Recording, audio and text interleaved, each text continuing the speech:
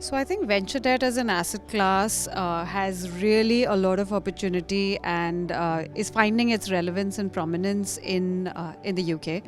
If you look at Europe as a region, it's second only to the US. The ratio of, let's say, VD to VC, which is venture debt to venture capital, in the last 3 years actually, has only gone up from 15 to 20 to 25. 25 to 30% range, right? So you're seeing a greater uptake of venture debt in the region. And if you were to define within Europe, which are the active markets which are seeing a large uptake of venture debt, I would say UK is really the front runner there. It definitely has, I would say, more than 25% of the European venture debt landscape. And that is creating a lot of value, unlocking and concentration within, that particular region. And if you were to delve down further within the UK, the lion's share, of course, is in London.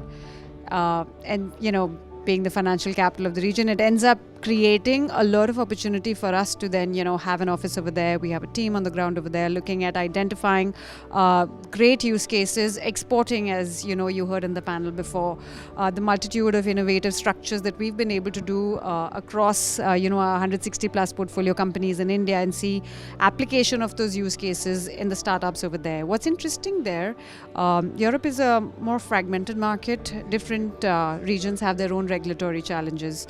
So therefore, that requires a more country-specific, nuanced approach. UK is obviously a favorite for debt lenders because it's a great regulatory environment to be in, and that bodes very well for entities such as us as well. Yeah. So.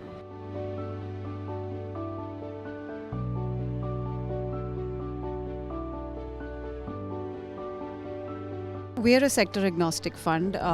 We would look at anything that we feel has merit and an established use case.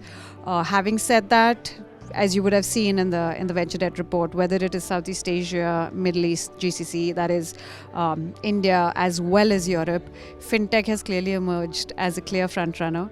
But you're seeing disparities and changes there, where you're seeing clean tech and logistics coming up in the GCC region versus a lot of focus on consumer in India, and in the UK you're seeing clean tech and health tech as well.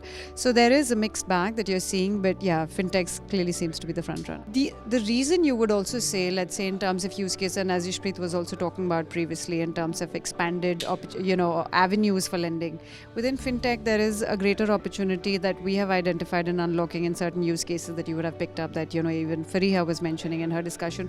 There are startups where you've been able to do onward lending at certain fintechs.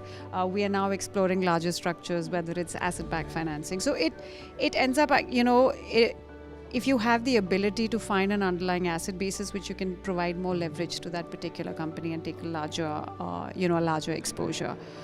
Having said that, I guess AI is the latest buzzword. The idea is to identify its applicability. I consider it more as a horizontal, and seeing its applicability across different sectors, and where that will come into companies which are a little more mature, I would say growth stage, have obviously PMF, so these are not early companies, is something that's going to be interesting to watch.